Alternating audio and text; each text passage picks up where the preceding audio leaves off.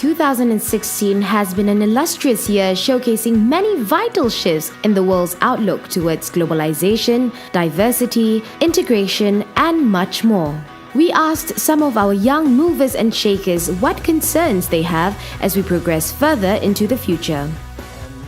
Key issues wise, I think it's very concerning for me when I feel that as Singaporeans, when we become very resistant to foreigners, or even in other countries when there's discrimination against certain races or nationalities. So I think there's a concern because with globalization, the world is becoming smaller at the same time.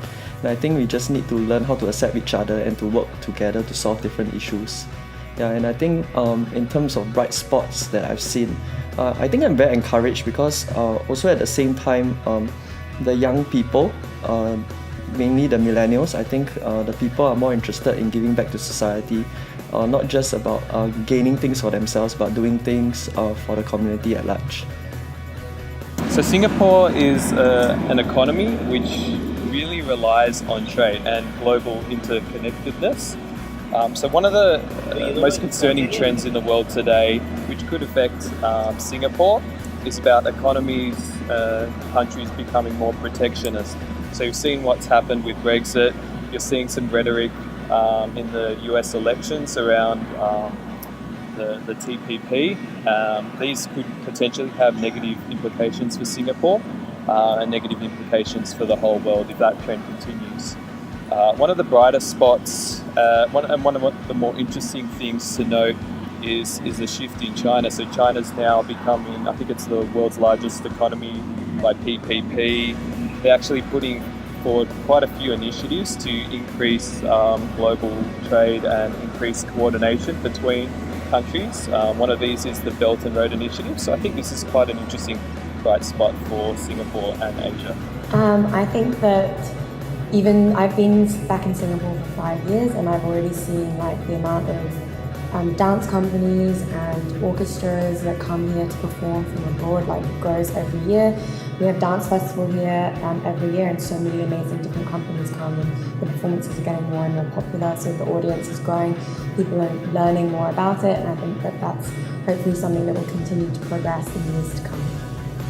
I think the most important thing for us Singaporeans to realize is that we live in one of the most privileged countries in the world.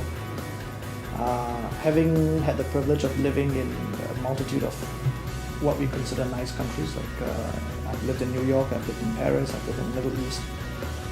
I find that this romantic notion that we have that other countries are so much better, it's really a concept of the grass is greener on the other side. It always seems to be. But if we stop and think about it, and I think that's the most important part, that we really stop and think about it, we live in one of the best countries. We have fantastic housing program. 80% of our population owns their houses. We have great transportation, schooling, health. I think that's the most important thing for us to do, to realize what we have, and then from there we can build onto a future. One of the brightest spots that I see in the world today is the proliferation of creativity. In a very connected world, everybody has the opportunity to speak and develop their ideas in a very entrepreneurial fashion.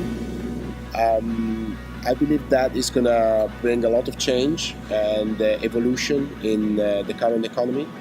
And Singapore in that way is positioned very well because it's one of the most international settings that I've ever experienced, and the government is very supportive of new ventures and technology. So I see Singapore as a great example for the world today to become a better place for everybody.